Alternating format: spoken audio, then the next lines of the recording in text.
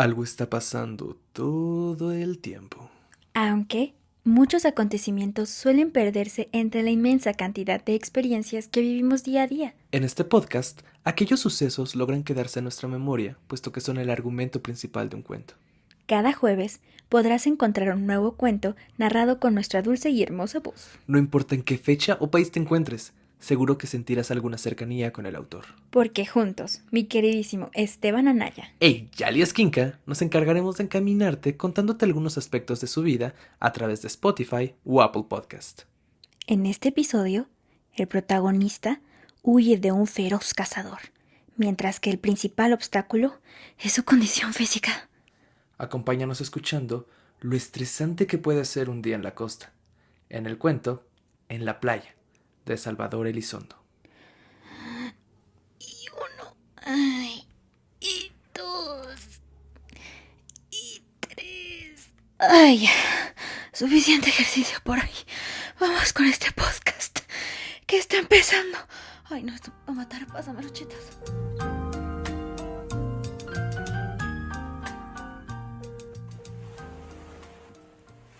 Cuando ya estaba cerca de donde se rompían las olas, cesó de remar y dejó que la lancha bogara hacia la orilla con el impulso de la marejada.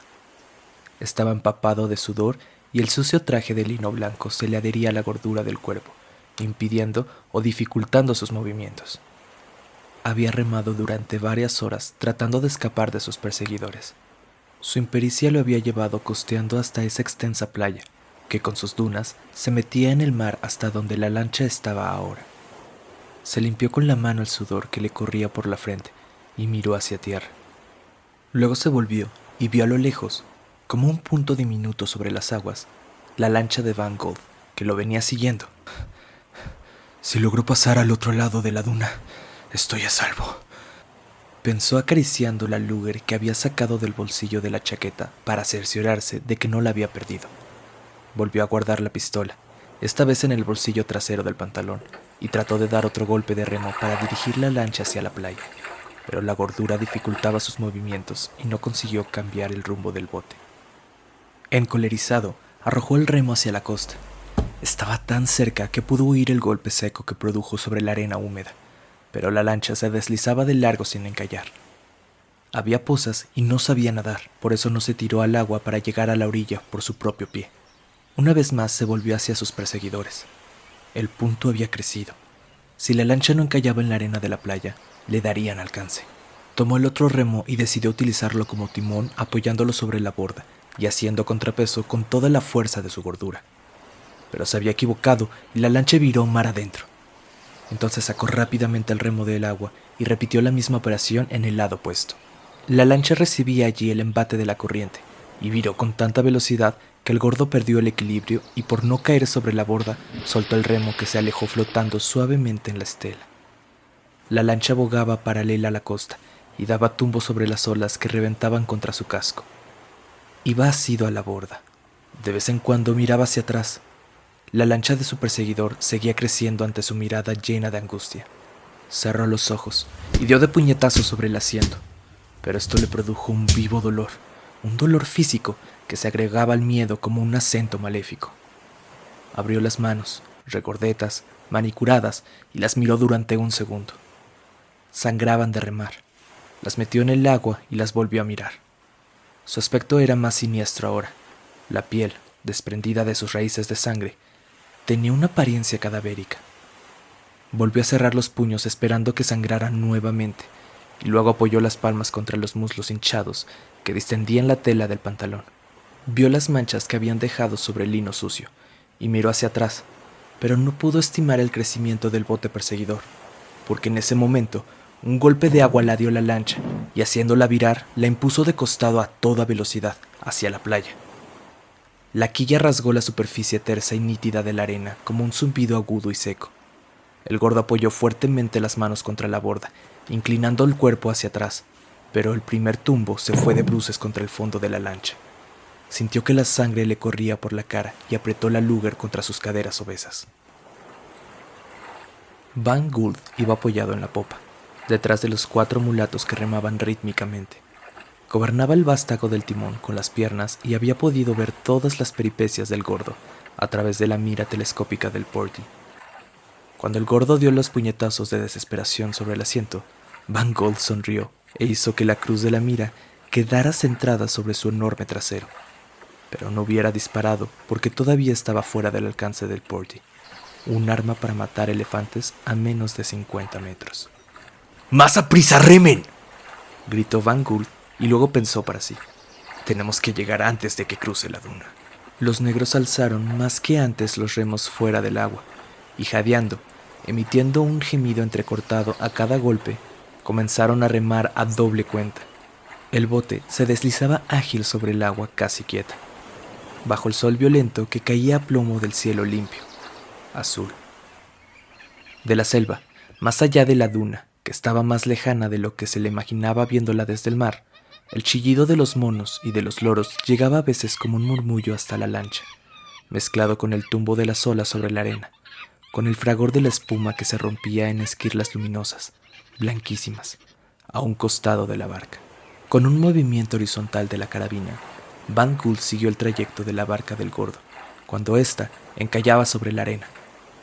Apuntó durante algunos instantes la cruz de la mira sobre la calva perlada del sudor de su presa, que yacía boca abajo junto a la lancha volcada. Las enormes caderas del gordo, entalladas en el lino mugriento de su traje, eran como un montículo de espuma sobre la arena. Apuntó luego el Porty hacia la selva que asomaba por encima del punto más alto de la duna. Las copas de las palmeras y de las ceibas se agitaban silenciosas en su retina, pero Van Gould adivinaba el chillido de los monos, los gritos de los loros, mezclándose a la jadente respiración del gordo, tendido con el rostro y las manos sangrentadas sobre la arena ardiente.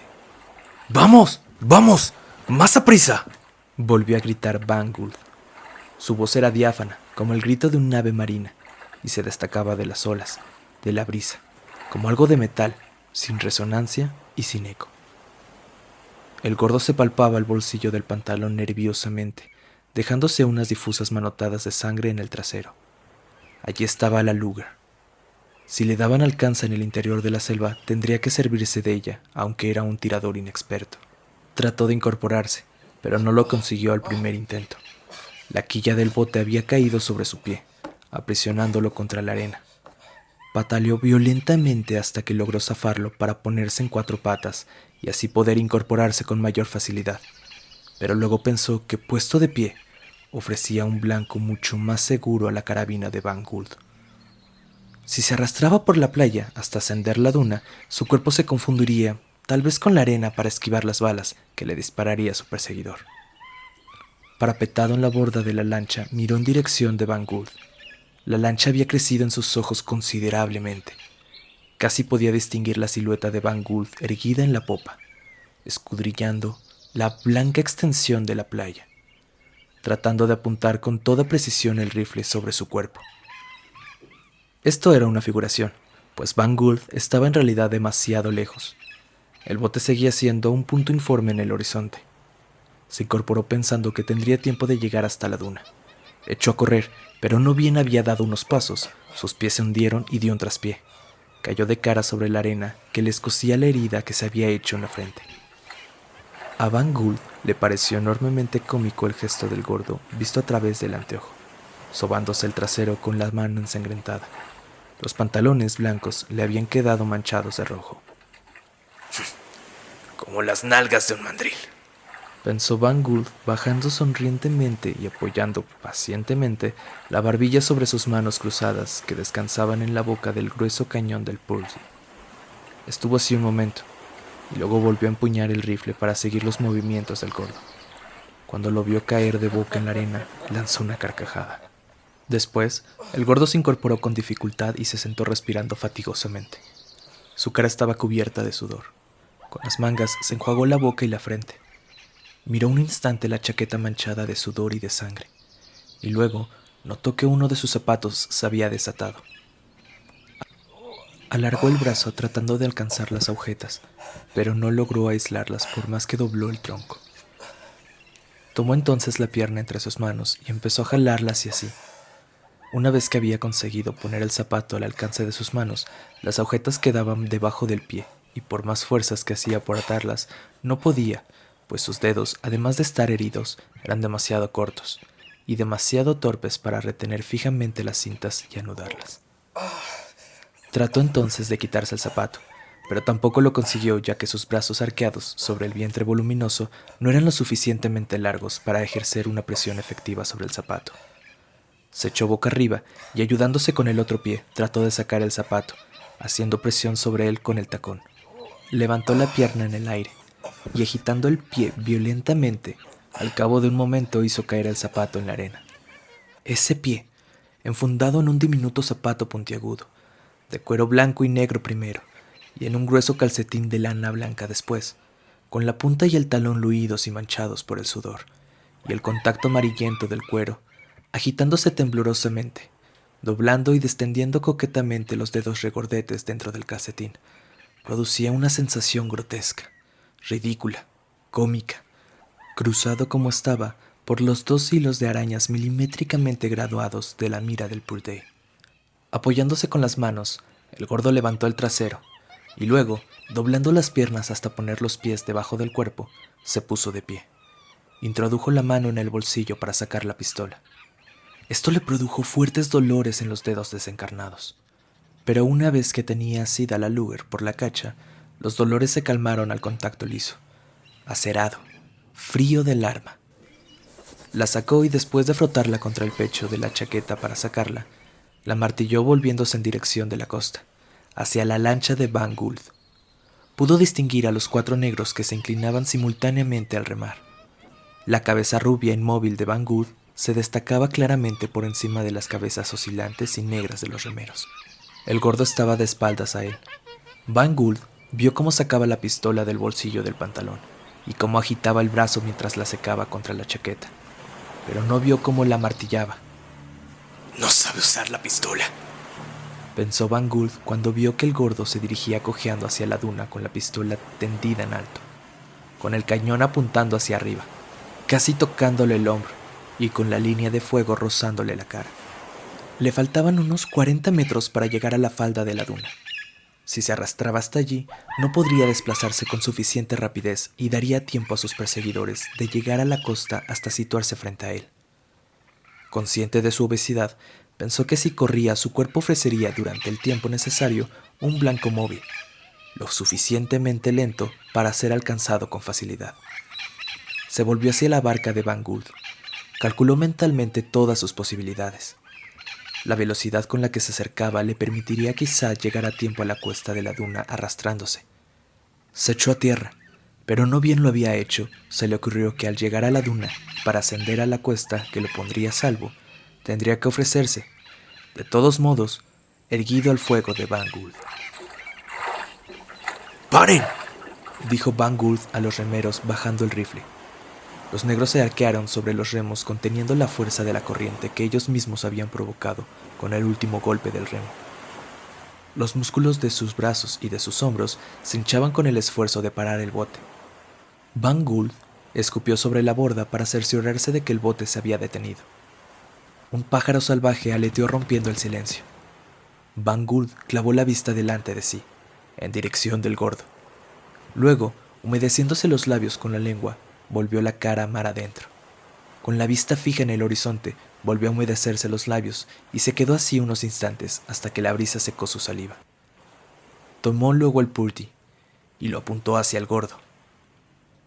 Una mancha diminuta, blanca, informe, mirando a través del anteojo. «Hasta la brisa nos ayuda», pensó. «Bastará con ponerle la cruz en el pecho, y si va corriendo, la brisa se encargará de llevar el plomo hasta donde él esté». La vertical no importaba. A la orilla del mar, el aire corre en capas extendidas. A veces tiende a subir en la playa, medio grado hacia abajo, por si acaso. Si está quieto, 1 grado a la izquierda para aprovechar la brisa. Reflexionó y, bajando el rifle nuevamente, se dirigió a los remeros.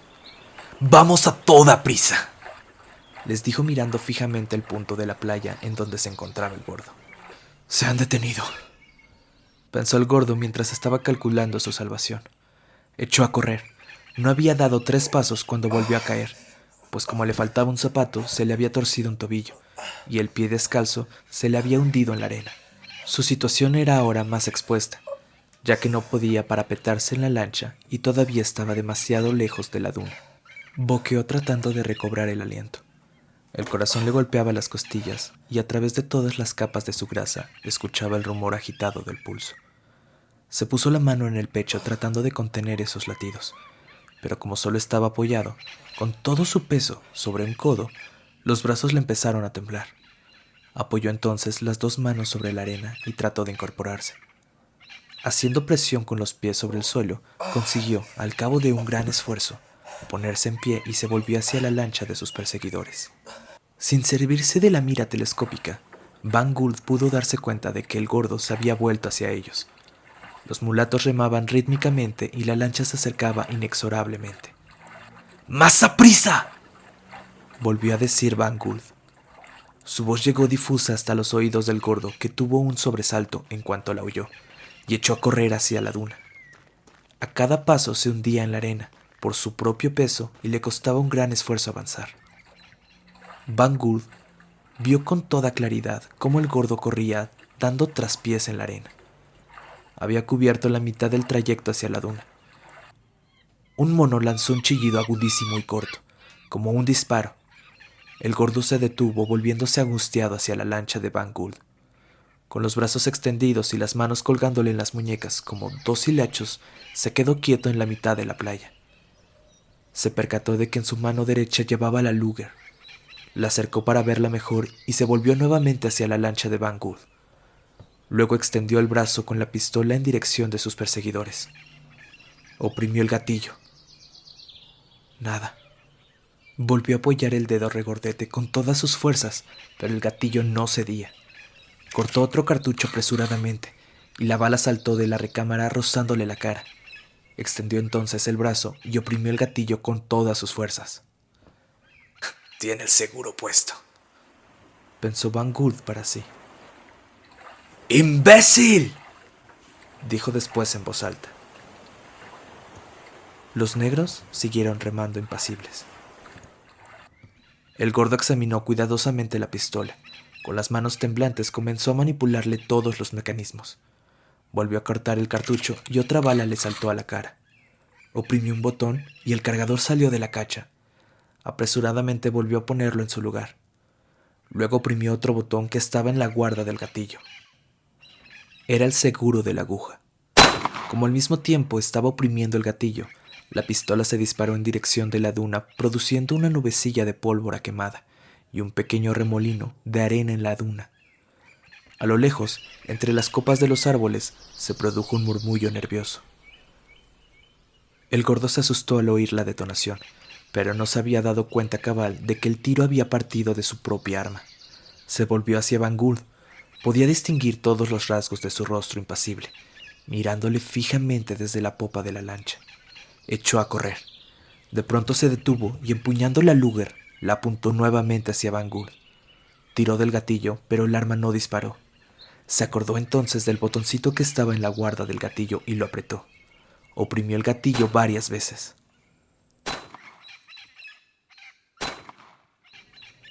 Las balas pasaron lejos de Van Gould y de su lancha.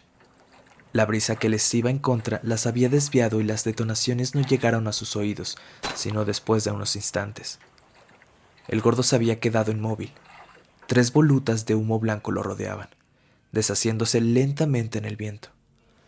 La lancha siguió avanzando hasta quedar colocada directamente frente al gordo. Volvió a oprimir el gatillo. La Luger hizo un clic diminuto. Se había agotado el cargador.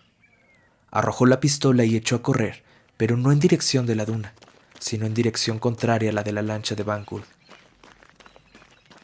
Cuando se dio cuenta de que su huida era errada, se detuvo, vaciló, luego corrió en dirección a la duna. Cuando llegó a la cuesta, se fue de bruces y cayó rodando en la arena. Se incorporó rápidamente e intentó nuevamente ascender a la duna. Van Gould empuñó el Purdy y encañonó al gordo, pero no tenía intención de disparar todavía. Miraba a través del telescopio cómo trataba de subir por la duna, resbalando entre la arena, rascando para asirse a ese muro que siempre se desvanecía entre sus dedos sangrantes. El gordo cayó sentado al pie de la duna. Primero corrió a 4 patas a lo largo del montículo, alejándose de Banggood, pero a cada momento volvía a caer de cara. Finalmente logró avanzar corriendo con los brazos extendidos para guardar el equilibrio. Banggood ordenó a los mulatos que lo siguieran desde el mar. Se pusieron a remar y la lancha avanzaba suavemente sobre las olas, paralela al gordo que corría dando tumbos. La cruz del Purdy se encontraba a 1 grado a la izquierda y medio grado abajo del pecho del gordo. Se había adelantado a la lancha, que ahora bogaba más lentamente, pues había entrado en esas fajas de mar donde las olas se rompen y donde la fuerza de los remos se dispersan en la marejada. El gordo se detuvo, apoyado contra el tumulto de arena que se alzaba tras él. Respiraba con dificultad y no podía seguir corriendo. La lancha de Banggood pasó lentamente ante él. Por primera vez se encontraron sus miradas. Al pasar frente al gordo, Banggood levantó la vista del telescopio y se quedó mirando fijamente al gordo, que también lo miraba pasar ante él, resollando pesadamente, indefenso. Una vez que Banggood había pasado de largo, el gordo se volvió y empezó a escalar la duna, pero avanzaba muy lentamente porque todos los apoyos se desmoronaban bajo su peso. Sus manos cavaban en la arena tratando de encontrar un punto fijo al cual asirse. Banggood hizo virar la lancha en redondo. Mientras la lancha volvía sobre su estela y los perseguidores le daban la espalda, el gordo ascendió considerablemente y su mano casi logró asirse al borde de la duna. Trataba de empujarse con los pies, pero le deslizaban hacia abajo. Banggood quedó colocado frente a él. Sonriente, lo miraba patalear y levantar nubecillas de arena con los pies.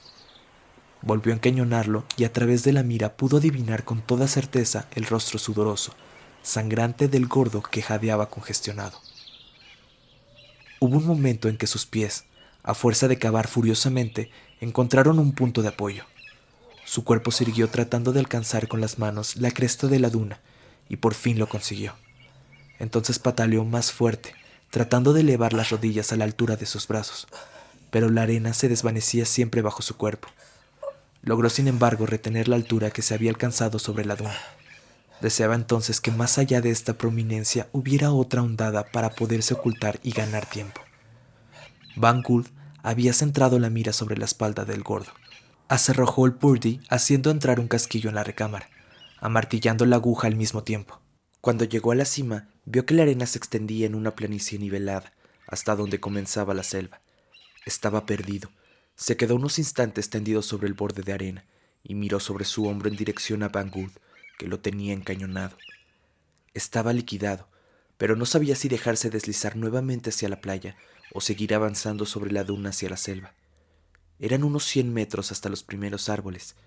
Para llegar a ellos daría a Banggood el tiempo suficiente de apuntarle con toda certeza, igual que si se quedaba ahí mismo. Banggood bajó el rifle medio grado de la cruz. Pensó que sobre todo en la cresta de la duna la capa de aire extendido tendería a subir. La corrección horizontal era ahora deleznable, ya que se encontraba directamente enfrente del gordo, con la brisa a su espalda. Resignado, el gordo subió al borde y se puso de pie sobre la duna, volviéndose hacia Banggood. La lancha producía un chapoteo lento sobre las olas débiles del mar apacible.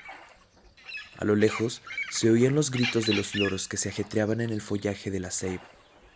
Le tenía la cruz puesta en el cuello para darle en medio de los ojos, pero luego bajó el rifle un poco más, hasta el sexo, para darle en el vientre, porque pensó que si le daba en la cabeza al gordo, no sentiría su propia muerte, y que si le daba en el pecho, lo mataría demasiado rápido. El gordo lo miraba con las manos colgantes, sangrantes, separadas del cuerpo, en una actitud afeminada y desvalida. Cuando partió el disparo, la lancha dio un tumbo escueto, levísimo. Sintió que las entrañas se le enfriaban y oyó un murmullo violento que venía de la selva. Se desplomó pesadamente y rodó por la duna hasta quedar despatarrado sobre la playa, como un bañista tomando el sol. Boca arriba como estaba, notó, por primera vez desde que había comenzado su huida, la limpieza magnífica del cielo. Banggood bajó el rifle. La brisa agitaba sus cabellos rubios. Todavía estuvo mirando unos instantes el cuerpo reventado al pie de la duna. Luego ordenó a los remeros partir. La barca se puso en marcha. Los mulatos jadeaban agobiados de sol, impulsando los remos fatigosamente. Van Good apoyó el purdy contra la borda y encendió un cigarrillo. Las bocanadas de humo se quedaban suspensas en la quietud del viento, como abandonadas de la lancha que se iba convirtiendo, poco a poco, en un punto lejano, imperceptible. Este fue el cuento En la playa de Salvador Elizondo. Y si te preguntas cómo la vida de Elizondo influyó al escribir este cuento, corre a Spotify O Apple Podcast. para escuchar su vida en el episodio 25. No olvides suscribirte y activar la campanita para que no te pierdas los siguientes cuentos. Si disfrutaste este cuento, dale me gusta. Déjanos tus comentarios o alguna recomendación que quieras escuchar. También nos puedes seguir en Instagram y Facebook, donde podrás encontrar datos curiosos del autor o todas las recomendaciones que damos a lo largo del podcast. Encuentra los enlaces aquí abajo. Y recuerden, detrás de cada historia Hay algo que está pasando.